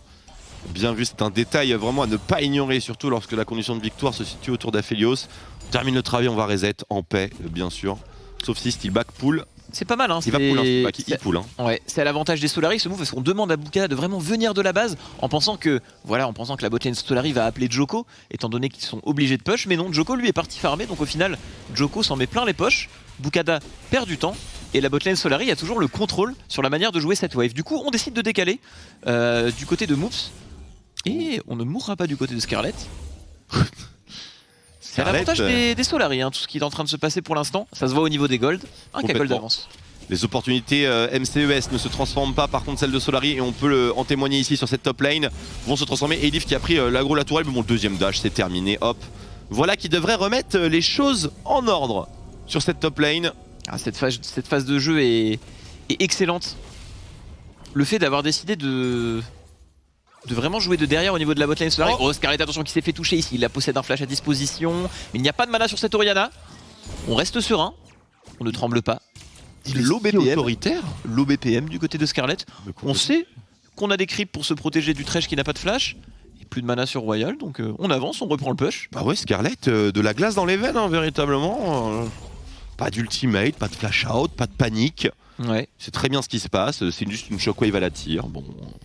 C'est pas si menaçant. Ce qui est bien, c'est que là, Solari se tire avec pas mal de plays gagnants, mais c'est aussi eux qui vont avoir la tempo derrière, étant donné que voilà, on donne un blue buff à cette Syndra, qu'on a une bonne répartition des golds sur plus ou moins toutes les waves, et puis on le rappelle, c'est surtout eux qui ont la main avec cette composition early, et là ils sont devant en early, donc tout va bien. Peut-être jouer les Drake pour compenser le manque de scaling du côté des Solari, ce serait une bonne chose. On sait qu'ils aiment bien se retrouver dans des games qui durent longtemps, donc faudrait peut-être sécuriser le scaling avec les Drake. Parce qu'en face, on le rappelle, ça scale très fort avec une superbe compo teamfight. On aurait peut-être une des premières games de Solari sans cet objectif scaling, parce que là ils sont bien partis quand même pour transformer le match assez fast. C'est vrai, une draft qui change un peu de leur standard. Et ce Herald à 8 minutes, c'est vrai qu'on ne l'a pas encore mentionné, mais il est si important pour la compo Solari, pour accélérer le jeu. On voit Djoko qui s'y dirige directement. À l'ancienne, il va être soloté, pas besoin du swap des bot lane, tout le monde est encore à son poste. Ouais, c'était peut-être, voilà, on observe peut-être le fruit du training de cette semaine de scrim de Solari. On a mis certainement l'accent un petit peu plus sur le côté early du match. Je pense être constaté que ça marche bien. Ouais, comme tu l'as dit, ce qui est sympa, c'est que s'ils arrivent à vraiment snowball de manière clean cette partie, on pourra dire qu'ils sont capables finalement de jouer toutes les drafts, parce qu'on les a vus sortir des pics atypiques, jouer du scaling. S'ils arrivent à convaincre en jouant de leur lit, sachant qu'ils se sont vite adaptés à la méta, on les a vus, bah, c'est peut-être l'équipe qui a joué le plus de pics. Hein. Ils ont osé sortir du Vel'Koz, du Swain, du Kassadin. Donc franchement, s'ils arrivent à conclure cette game correctement... Ça devient une équipe, en tout cas, qui peut faire peur à celles qui ont plus de 90% de chances d'accéder au playoff. On pense notamment à GameWard, Vitality, B et un peu Misfits, même si eux c'est plutôt 99%. Surtout quand t'arrives en draft contre Solari, tu sais pas ce qui se passe. Tu sais que tu vas peut-être te faire avoir. Ah, le Verdant du côté de Royal, ça va être très lent, alors qu'il n'y a pas un jungle mid AP. 3 AD en face. On n'est pas très bien niveau ressources du côté de l'Oriana. On fait Verdant. Tiens, cette Oriana va mettre beaucoup de temps à démarrer, hein, vraiment, avec l'achat de cet objet défensif. Relativement en désaccord avec cette itemisation, puisque le Verdant n'est pas ce qui menace Oriana, mais le stun l'est. Enfin, on va dire le dégât magique n'est pas ce qui la menace le plus, mais le stun l'est par contre. Et je suis tout à fait d'accord, surtout on peut pas faire Verdant et Mercure, enfin. Ouais. Bah surtout que ce que tu dis a vraiment beaucoup de sens, parce que on en parlait, il y a la Kai'Sa Assassin et le Blitz. C'est de ça dont Royal doit se protéger. Et directement le fight au niveau de cette River et Elif contre Bukada. On va essayer peut-être de réengager avec ACD. Pas de méga charge et on accélère le côté de la map. Ça va les mettre bien, ça les Solari. Hein. Asa qui va partir sur orbite. Et au final, un Renekton qui est posé en weak side, mais qui fait plutôt l'affaire des Solari. On peut pas vraiment l'inquiéter, même si on parvient à le tuer, c'était pas très fort. Oh, il a essayé de pré-shot quelque chose de lunaire, Steelback. Puisque là, s'il visait tout droit, bien sûr, c'était gratos avec le slow du Z, si j'ai bien vu. On a peut-être joué le pré-shot flash ici. Complètement, je bon pense grab que c'est le cas. De sa part. Si c'était le cas, bien sûr. Si c'était le cas, ouais. Mais je pense que c'était le cas, sinon il aurait fait quelque chose de... Oui, là il avait en visant tout droit, il y avait lu le... Je sais pas comment s'appelle le Z de Syndra, malheureusement, mais... Le German Suplex de Mignon ou de Boule, dirons-nous. Déjà le Gore Drinker sur Djoko, on s'en est mis plein les poches avec cette accélération Herald. Herald on spawn, Herald posé à 10, plus de tourelle à 10. La génération de gold est énorme. Près de 3500 gold d'avance pour Solari. Et un dragon qui a été empoché derrière. Et le swap est nickel également. On va pouvoir aller banquer sur des plaques, peut-être même sur le top side. Puisqu'on peut observer que Tiger, eh bien, il est encore bot lane, en train de chill à 7 et 2. Certainement en train d'essayer d'arnaquer un freeze, comme c'est le cas de beaucoup de joueurs dans cette situation. Et donc du coup, côté Solari, simplement on prend la map, on la retourne, on fait la même chose topside avec le relais mid lane. La prise de contrôle de la jungle est propre, les MCES sont complètement chassés. Et ACD là, il est bien positionné, c'est-à-dire pas sur sa lane. Ouais, c'est excellent ce qu'on fait de la part de Solari, parce qu'à 10 minutes de jeu, réussir à deny et à zoner autant de waves, non seulement en gold mais aussi en XP, parce que les MCES ont chassé loin et volé les camps en plus, c'est vraiment beaucoup. On voit même que Elif arrive à prendre la ward de ACD. On va jouer dans le noir du côté des MCES. Et la différence se creuse partout, même au niveau de la mid lane finalement, avec ce petit lead en CS, ses plates, tous ces camps qu'on vole. Je trouve qu'on punit avec vraiment beaucoup de force la tentative de freeze de Tiger. Hein. Ça fait très très mal. J'aime beaucoup ce que fait Solari. On joue minutieusement le snowball. Franchement, c'est excellent ce qu'ils font. Là, on voit un regroupement MCES bot side. Oh, là, il y a les... Alors, c'est pas Chakram, c'est Crescendum. Et donc, les Chakram... Oh, par contre, je crois que... Ah non, ils sont 3 les Solari sur le bot side. Ils sont complètement 3. Ils vont peut-être essayer de jouer ce move. 3 contre 5, voyons voir. Attention, Djoko qui possède un Gore Drinker. On y va assez fort du côté de Bukada. On arrive à se repositionner, mais on n'a plus de mana, plus de CD. Téléportation de Scarlet. Est-ce qu'on va connecter un stun? On s'est perdu. Et on annule totalement le play des MCES. Double stun du côté de Scarlet. Tout le monde est full life. On repousse les MCES. Et de l'autre côté de la map, Asa qui s'en met plein les poches et qui va pouvoir sans doute acheter son mythique. C'est très bien. On récupère tout ce qu'on peut récupérer sur la map. On arrive à lire les MCES et annuler leur play. Et ils ont counter le tower dive. Gold d'avance. Ils ont counter le tower dive cross map avec 3 joueurs plus TP. Ouais, c'est largement suffisant. J'aime beaucoup ce que fait Solary ici. On joue pas bêtement le snowball en voulant forcer sur des lanes avec Blitz. Non, on joue vraiment intelligemment la map selon les décisions adverses, selon des forces, et en ayant pris qu'un kill durant ces 5 dernières minutes, bah ils ont quand même parfaitement joué la map. 5000 gold d'avance, ça commence à faire beaucoup. C'est un super snowball, honnêtement. On en discutera sur le desk après, mais pour l'instant c'est une game qui est... Oh, la stopwatch elle est bonne, mais est-ce qu'elle va changer la chose? On est quand même proche de la tourelle ici côté Solary. C'était pixel jusqu'à présent, mais est-ce que ça vaut le coup de risquer les choses? C'est du 1 pour 1, support contre support, avec le kill qui tombe sur les junglers, mais Royal qui s'est totalement perdu dans les bras de Djoko, qui bien sûr l'a accueilli avec un comité. Quelle gestion de la tempo du côté de Solary. Avec tout ce qu'on a fait sur la map, on a eu la pression top. On est obligé d'envoyer un carry du côté des MCES, et du coup, supériorité numérique pour Solary. Maintenant utilisé sur le bot side, on vole les camps. On récupère plus de kills. Écoute, on enchaîne, c'est vraiment très méthodique et très convaincant. Ouais. Très convaincant. On sent qu'ils sont préparés en arrivant dans cette semaine. Ils ont pas déconné cette semaine visiblement. Alors bien sûr il y a toujours la question du match-up MCES. Enfin, je vois pas de dannerie majeure quand même avoir lieu. Ouais. Juste des Solary qui sont en contrôle. Alors on a peut-être un peu perdu le contrôle ici. Mais bon. Alors, on est allé un petit peu loin. Steelback était Flay plus Hook, hein. on a pu le voir. Mais ça reste bien par rapport à tout ce qu'ils prennent à côté, parce qu'au final la personne qui meurt c'est Steelback qui n'avait plus de mana. Le perdre ici par rapport à ce qu'il récupère, c'est quand même un bon choix hein, finalement. Aphelios c'était top, on peut se le permettre. Puis on Royal enchaîne maintenant de l'autre côté de la map, est-ce qu'il va récupérer ce Red Buff Djoko? Non, ce sera sécurisé par Bukada. On n'a plus trop d'HP. Et un deuxième héros de la faille va faire son apparition, mais attention à pas trop overstay sur ce boss side ou éventuellement mourir. On a un Drake à jouer aussi dans 50 secondes. Et oui. Et là le problème des Solary c'est qu'il est peut-être trop tôt finalement pour que ce snowball avance plus loin. On n'est même pas au quart d'heure de jeu finalement. Tu l'as dit, deuxième héros de la faille. Moi je vois cet avantage, j'ai l'impression qu'il y a eu un baron powerplay. Hein. Ouais.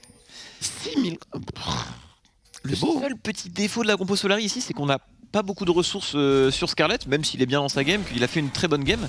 C'est le single AP de sa team, donc avoir de l'avance sur lui constitue vraiment quelque chose de génial pour les Solary, mais bon. On aura l'occasion d'avoir ça plus tard, parce qu'en face on voit qu'il y a aussi beaucoup de tabi, etc. Vraiment, on a trop voulu jouer l'approche défensive, l'approche scaling du côté d'MCES. Ouais. Et du côté de Solary, on a si bien accéléré que finalement, FCS risque de ne pas avoir cette opportunité. Justement, je rebondis, puisqu'on suit un petit peu l'évolution du build de Royal avec ce collier verdoyant. On remarque que dans son arbre inspiration, il a pris des bottes magiques. Ce qui contre une Syndra fait quasiment office de carton, hein, véritablement. Ouais. C'est un gros risque qu'il a pris.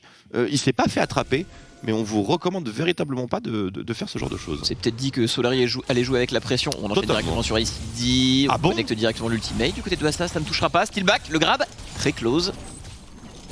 Et on enchaîne avec le Herald, très bien positionné sur la botlane, choix intelligent de la part des Solary, on expliquera après pourquoi, parce que la Bukada on y voit qu'il engage directement, 3 personnes sont bloquées, la shockwave, le combo MCES qui arrive à passer ici, interruption sur Scarlet. Là on a su lire le jeu Solary du côté d'MCES, répondre rapidement, et il faut se dépêcher d'aller sur ce Drake du côté de Solary. Ça devrait effectivement intéresser les MCES que de contester ce dragon avec la supériorité numérique, d'autant plus que si on a suivi les timers, il n'y a pas de téléportation sur Scarlet, mais a priori... on va rester sage. Et donc, rush de T2, je crois que je sais où tu voulais en venir. On est cross-map par rapport au baron. Ouais, voilà, exactement. Let's go. Je pourrais challenger. En fait, le fait qu'ils jouent autant sur le bot side depuis tout à l'heure, c'est vraiment bien parce qu'ils veulent récupérer ce Drake. Ils veulent avancer le plus vers la T3 bot qui leur permettra d'avoir le Nashor le plus rapidement possible. Et c'est quelque chose qu'ils vont devoir jouer rapidement avec l'avance qu'ils ont. Et là, on voit, on s'est senti un peu trop fort du côté de Solary, on s'attendait pas. Bon flash de la part de Haza ici, hein, c'était assez important de le caler. Mais au final, la tourelle n'est pas encore tombée. Mais bon, c'est pas bien grave, on a eu le dragon, les golds vont sur le Gnar. Mais attention à ne pas réitérer ce genre de play. C'était vraiment la situation rêvée pour MCES. Si on voit ça à un autre moment dans la game, vers 20-25 minutes, que derrière on convertit avec un Nashor du côté d'MCES, la game changera totalement de bord. Donc attention, mais bon, mieux vaut que ça arrive maintenant que plus tard. Alors 25 minutes, on sera à l'âme des océans quand même. Ouais, c'est vrai. Vu que ça va très très vite hein, dans ce match. Et bien sûr, bonne âme pour les Solary. Le tirage est bon, voilà, c'est exactement ce que j'allais dire. Le tirage est très très bon pour les Solary. Donc maintenant, en réalité, comment est-ce qu'on peut continuer de jouer côté Solari. On peut prendre la vision dans la jungle, jouer dans la pierre. Oh là là, on peut compter sur Steelback tout simplement, merci monsieur. Mais voilà, il n'y a rien à se mettre sous la dent sur la carte, donc qu'est-ce que tu recommanderais dans ces moments d'accalmie? Alors on peut parler d'un potentiellement de freeze du côté de Solari, mais je pense pas que ce soit la meilleure solution dans la méta actuelle avec les camps qui on va respawnent taper la rapidement. T2, mauvaise réponse. Mieux vaut voler tous les camps de jungle comme ils le font depuis tout à l'heure. C'est vraiment ce qui creusera le plus l'écart de gold. Là on voit que malgré le petit souci qu'il y a eu au niveau de la botlane, on a quand même récupéré le Drake. On va après cette tourelle être à 7000 gold d'avance du côté des Solari, donc ce qu'ils font c'est très bien. Très bien jusqu'à maintenant. Il y a la T2 mid, Djoko qui sidestep un grab de move, bien sûr il a toujours son Ragnarok au cas où. C'est Djoko qu'il faut envoyer pour le face checking, le killing des wards. Parce qu'au cas où il y aurait un faux pas et une réponse MCES, il a son ultimate. La troisième maintenant, la troisième dans le même mouvement. Et là ce que font Solari c'est excellent. C'est un beau mouvement qu'ils font, hein. Counter jungle top plus T2, T2 mid, counter jungle bot plus T2 bot. Ouais. Et là on va, j'ai pas encore regardé, mais si on regarde les niveaux, à mon avis il y aura une belle différence pour les Solari avec tous ces camps volés. Au niveau d'AD on a un niveau d'avance. Au niveau de la jungle, 2 niveaux d'avance. C'est ici que réside vraiment l'avantage. Ah, Solari qui, ça tient quand même bien du côté des Solaners MCES.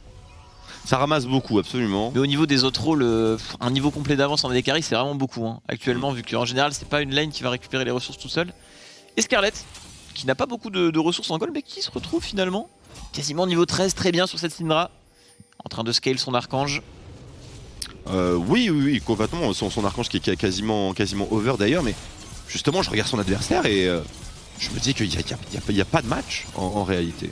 Il n'y a pas de match et il n'a pas son mythique. Je pense que du côté des Solari, là, on va veiller à ne pas faire d'erreur, sécuriser ce troisième dragon avant de parler Baron Nashor. C'est dur ce match. On rappelle, la pression est très élevée pour les Solari. Ils n'ont pas le droit de perdre ce match pour la potentielle super run pour les playoffs. Ils l'ont compris, j'ai l'impression. Mais là, on voit qu'ils sont bien préparés.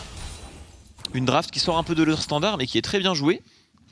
Et on snowball tranquillement.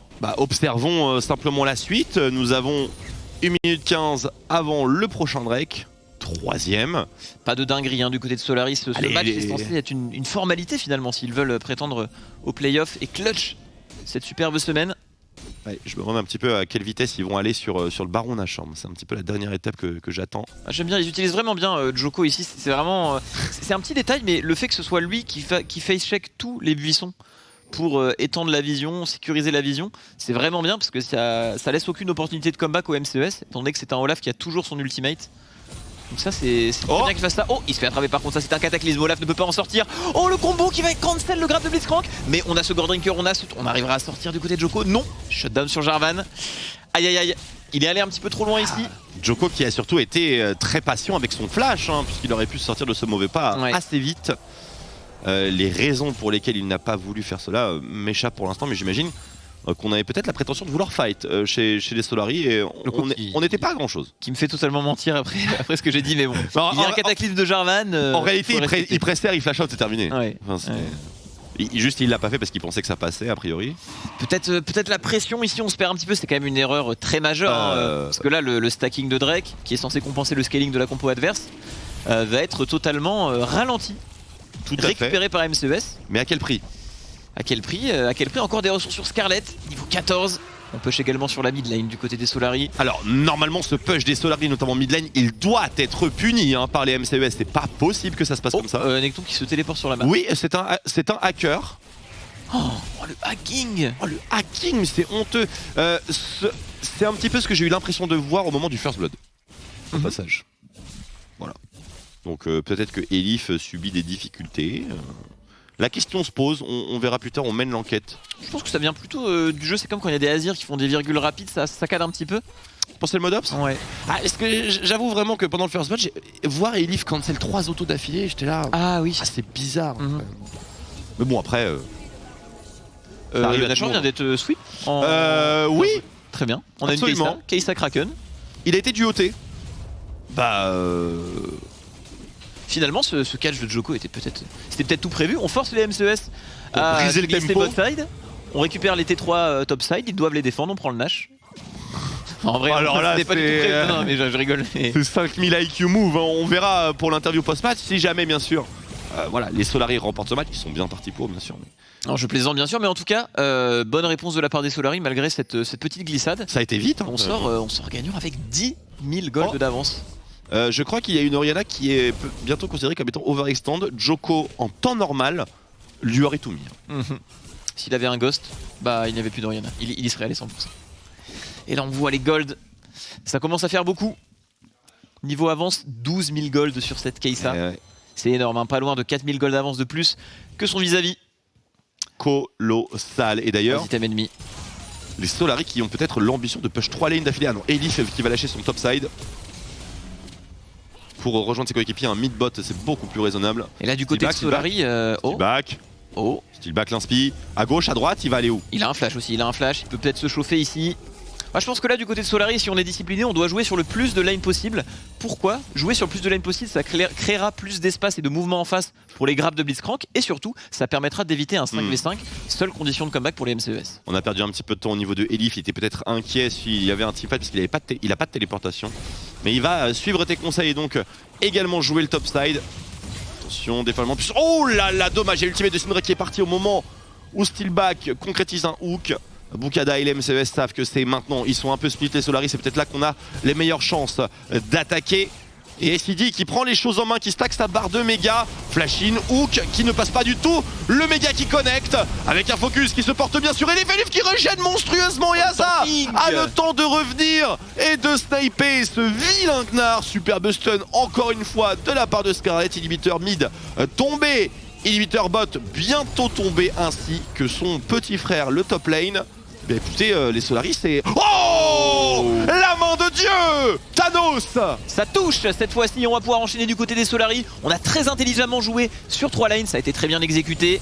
24 minutes de jeu, on enchaîne directement Bukada qui essaye de proposer un barreau d'honneur à son équipe, mais on n'a pas de shockwave pour follow-up. Nous n'avons rien du côté des MCES.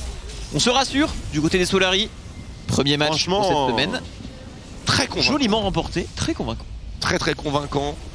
Bien sûr, il y a une question qui peut se poser, la question de l'affiche, mais à voir ce qu'on a vu dans le jeu, tu peux enlever les pseudos, tu peux enlever tout ce que tu veux, juste le plan était nickel chrome côté Solari, et petit hommage à la fin avec ce superbe hook, vraiment ganté l'infini quoi. En tout cas, c'est cool qu'il soit arrivé aussi confiant dans cette semaine à draft une compo early. Et de 1 pour les Solari.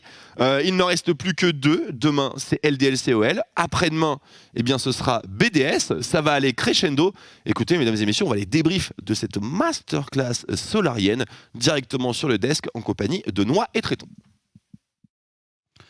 Merci Twixo, effectivement on va pouvoir revenir un peu sur cette game Solari. Solari, bien qu'il peut-être nous signe une des games les plus clean de sa saison, Tréton, juste avant la Super Week. Plutôt bonne nouvelle. Mais c'est même pendant la Super Week et surtout c'est un... Vous faut savoir qu'il faut rester stoïque pendant qu'il tape un sprint à côté. En vrai, très beau sprint et j'ai cru que t'allais prendre une caméra donc bien joué à toi. J'ai fait une figure de style à la Tony Hawk sur la light. D'ailleurs, sur laquelle j'ai mis un kick, désolé. Ah oui, en effet, la light n'a pas été kick, mais non, l'early game de Solari a été très bon. On sent qu'une fois que Joko a pu avoir son Olaf, il n'a pas eu beaucoup cette saison, il a pu l'avoir ce coup-ci. Le plan de jeu, surtout sur la bot lane, le premier dive était vraiment excellent et c'est pas un truc qu'on voit souvent. Et à partir de là, ils sont très bien snowball, donc une très bonne game menée d'une main de maître du début à la fin, je pense. Et il y a aussi la blitzouille, la première blitzouille de la saison de LFL. On sait que ça arrivait le premier un petit peu partout. Je pense que oui. On en a vu un en Corée, on en a vu un en Europe, toujours contre un Thresh. C'est toujours quelque chose qui marche. Ah, complètement. Et puis là, entre les mains de Steelback, c'est surtout que c'est pas les hooks qui ont fait la différence véritablement, mais plutôt la manière qu'ont eu les Solari de jouer autour du blitz. En tout cas pour l'early game. C'est vrai que ce dive bot lane, ouais, il m'a vraiment convaincu. Le dive wave 3. Il est très ballsy. Hein. Il y en a très peu qui le font maintenant et c'est vraiment tout sûr. Faut absolument que Steelback touche un hook pour en mettre un low pour pouvoir dive après. On pense ici qu'il a vraiment cancel ses autos. Hein. Ce qui explique qu'il perde son trade. Hein. Est-ce qu'il a lag? Tu penses? Non? C'était quand même bizarre ce qu'il a fait Elif là.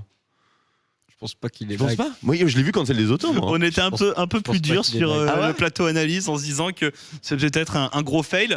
Ça n'a pas eu énormément de conséquences. Et Sidi a bien joué, mais je sais pas, j'avais eu l'impression de voir Renekton un petit peu bugger ici. De toute manière, peu importe ce que Elif faisait, honnêtement, le reste de la map déroulait la partition. Et cette partition récitée par Solary, moi je suis très curieux d'entendre vos avis parce que je l'ai trouvé vachement. Et justement, je suis assez curieux d'avoir un joueur Solary sous la main pour voir un peu ce qu'il en pense, parce que c'est vrai que c'est peut-être une des équipes qu'on a le plus pointé du doigt comme ayant des difficultés sur son mid-game. Et là, pour le coup, la vision est... difficulté sur l'early game.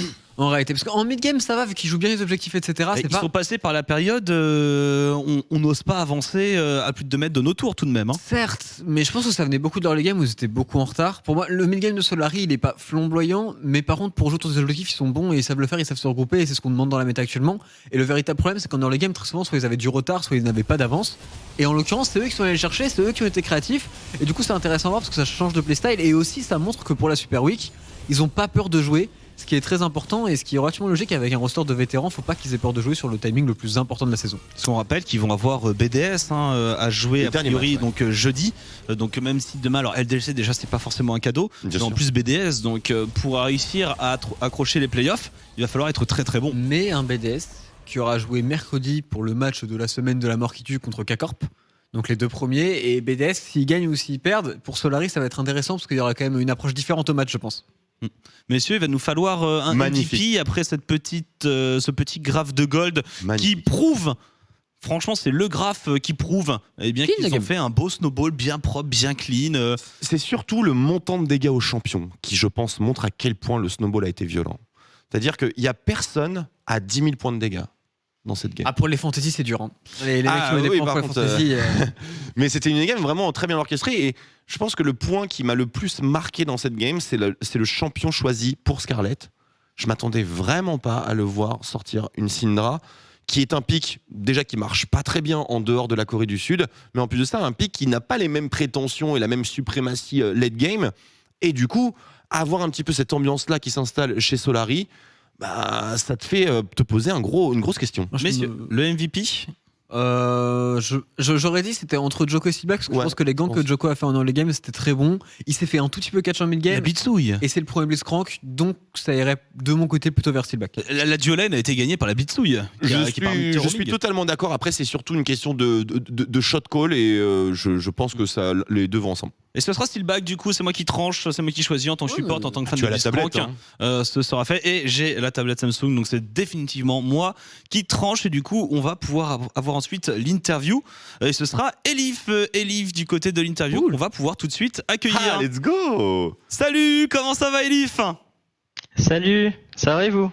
Bah, ça va super. Alors, comment tu te sens après cette superbe game d'introduction en Super Week? Nous, on se dit peut-être que c'est même l'une de vos meilleures games depuis le début de la saison. Comment ça se passe de votre côté? Ça se passe super bien. On a fait une game sans fight, full macro, full rotate, juste propre. Donc ça fait plaisir. Ouais. J'ai une question.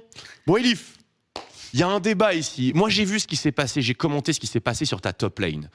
J'ai vu un petit peu et j'ai eu l'impression de voir ton Renekton un petit peu stutter au niveau des auto-attaques quand il y a eu le solo kill. Est-ce que tu pourrais lever le voile sur ce mystère là tout de suite maintenant? C'est-à-dire quand est-ce qu'il y a eu des cancels d'auto ou pas? Est-ce que tu as eu des difficultés ou simplement il y a eu un très très bon move de la part de ACD? Non, c'était juste mal joué de ma part. D'accord. J'étais sur la lane plus en mode en testant un peu les limites et sur ce coup-là j'ai mal joué. Et... Bah d'accord, excuse-moi, j'ai essayé de te défendre, j'ai cru te voir laguer. On met nos invités dans l'embarras, c'est vraiment. Non, moi j'étais en mode laissez Elif tranquille, ça lag et tout. Mais bon. Cette personne je devais savoir. J'adore ton honnêteté, des bisous Elif. Mais pour parler de notre sujet par rapport à le Olaf de Joko, on l'a pas vu beaucoup en LFL, il se l'est fait beaucoup ban. Est-ce que c'était une composition ici qui était vraiment tournée autour de ça? On avait vraiment tout pensé avec la Syndra Media, etc. Il y avait un plan ce coup-ci pour gagner dès lors les games du côté de Solary. C'était vu de base avant que ça allait se passer aussi rapidement pour vous? Non, pas forcément. Le Olaf c'est un des picks forcément que Joko aime bien. En général, quand il est open, on aime bien le prendre. Et puis après, la composition s'est faite toute seule, on va dire. On a tous senti les persos qu'on voulait, mais c'était pas forcément dans l'optique de jouer autour de Joko. On était tous confiants et on s'est dit la compo marche bien, donc on va essayer de snowball et on a joué la macro et c'est passé. Et en parlant de ce snowball, le snowball il est parti très tôt de la botlane avec le dive niveau 3. Ça, c'est un truc qui a été vu dans la game en mode Steelback a fait un call, on a une wave, c'est parti, Joko, on y va, ou c'était encore une fois prévu à l'avance et vous saviez que déjà dès cette troisième wave, vous pourriez dive ou non? Non, ça c'était plus prévu parce qu'on savait qu'on voulait late invade bot. Donc, dans le principe que Jarvan high top, ça allait split la map. Et sur split la map avec Thresh Aphelios, c'était forcément dans notre faveur. Donc, si on avait l'opportunité de slow push une wave, on allait dive. Bah écoute, c'était extrêmement convaincant. Et je suis encore plus ravi de savoir que ça a été complètement pensé et prévu et qu'en plus ça a marché. Ça nous amène du coup à une bien belle victoire de votre part. Et ça veut dire qu'il vous reste encore 2 matchs à jouer cette semaine. Le prochain, ce sera demain contre LDLC et ensuite BDS. Je suppose que vous prenez les choses un peu dans l'ordre où elles viennent. Parlons un tout petit peu d'LDLC demain. Est-ce que c'est un match qui peut être piégeux pour vous ? Pas forcément, je pense que si on joue notre jeu et qu'on se pose pas trop de questions, on devrait être meilleur qu'LDLC. Donc sur ce coup-là, on va prendre le match comme il arrive. Et après, vous avez un peu un des boss de fin, BDS. Comment vous vous sentez à l'approche effectivement de ce match ? Pareil, BDS qui fait quand même assez peur en ce moment. Ouais, BDS, ils sont en très bonne forme, du coup ça va être forcément plus compliqué. On va voir ce qu'on va préparer. Ah là là, il est impassible. Non mais on sent. Il est dans une semaine de ouf. On sent que vous êtes en mode guerrier. Vous êtes en mode guerrier. Ça nous guerrier. fait super plaisir. On sent que vous Bien êtes sûr. chaud, que vous avez super bien préparé votre semaine. Ça nous fait super plaisir. Merci beaucoup, Elif. Je te vois. Tu as une dernière question. Je sens. Justement, la dernière question, c'est bon, t'es pas totalement un rookie parce que t'as joué un split sur la fin de la LFL l'année passée, mais t'es quand même le jeune joueur en l'occurrence par rapport à l'équipe en globalité. Et toi, comment tu as vécu ce premier split de la LFL et comment tu es en train de vivre cette dernière Super 8 qui doit être très importante pour toi aussi? C'était plein de rebondissements de partout. Au début, quand on est entré dans la LFL, on était assez confiant. On a eu des débuts un peu chaotiques. On était en 1-5. Puis après, avec l'arrivée d'Iva, c'était un peu le renouveau, une nouvelle équipe. Et du coup, on a tous ensemble, on a essayé de travailler le plus dur possible pour essayer de remonter. Donc forcément, quand on a vu qu'on gagnait des games avec la chain win, ça nous a remis beaucoup de confiance en nous. Et je pense que ça a beaucoup aidé pour toute l'équipe, y compris moi. Merci beaucoup, Elif. En tout cas, encore bravo pour votre match. Et vous avez l'air ultra chaud, ultra préparé pour les prochains qui arrivent. Bravo. Donc, merci à toi. On te souhaite une très bonne soirée et bonne chance et bon courage pour la suite de la semaine. Merci à vous. Bonne soirée. Salut. Tchou Elif. Mais d'ailleurs, allez le follow tout sur Twitter parce que c'est un joueur. Il fait pas tant de bruit que ça, mais chez Solaris, c'est vraiment un rock solide sur la top lane. Il fait un super gros travail et il est pas depuis si longtemps à la LFL. Il a vraiment le niveau. Donc c'est un top laner aussi qui est en train de progresser et qui pourrait un jour arriver très très haut sur la scène française et pourquoi pas encore au-dessus. Ouais, en tout cas, ça fait plaisir parce que je trouve vraiment que c'est. Ils le disent tous, depuis l'arrivée de Iva, il y a eu une courbe de progression qui ne s'est jamais arrêtée, vraiment de semaine en semaine. On a pu voir l'amélioration. C'est peut-être même l'équipe qui a le plus redressé la barre. Je peux penser aussi un peu à GameWard qui n'a fait que monter en puissance. Mais c'était excellent. Le prochain match de la soirée, messieurs, ça va être Karmine Corp contre Easy Dream. Pour les amateurs de Fantasy League, normalement, c'est le banger. Fantasy League. La Fantasy. C'est le banger. Toi, Tréton, qui ne manque jamais de moments et de jours de fantasy, un peu, tu te fites sur ce match? Alors, j'ai conseillé à tout le monde de se feed sur ce match, sur le récap, mais personnellement, je l'ai pas fait parce que je pense que ça peut être tellement en grosse tombe. Non, mais attends, non, écoute, écoute la justification. Écoute jusqu'au bout. Ça peut tellement être un gros tombe que potentiellement, ils vont pas gagner tant de points que ça. Donc, j'ai juste mis Adam en mode je vais en faire. Et du coup, je me dis, je vais essayer de mettre des paris sur des games qui sont un peu plus serrés, qui vont durer plus longtemps et qui me rapporteront plus de points. C'est logique. Ouais, donc voilà, l'homme fait baisser les côtes pour parier autre chose, pour avoir plus de points. C'est lamentable. On va pouvoir passer en pause avant le prochain match de la soirée. Karmine Corp contre Easy Dream, c'est dans quelques minutes. À tout de suite sur OTP.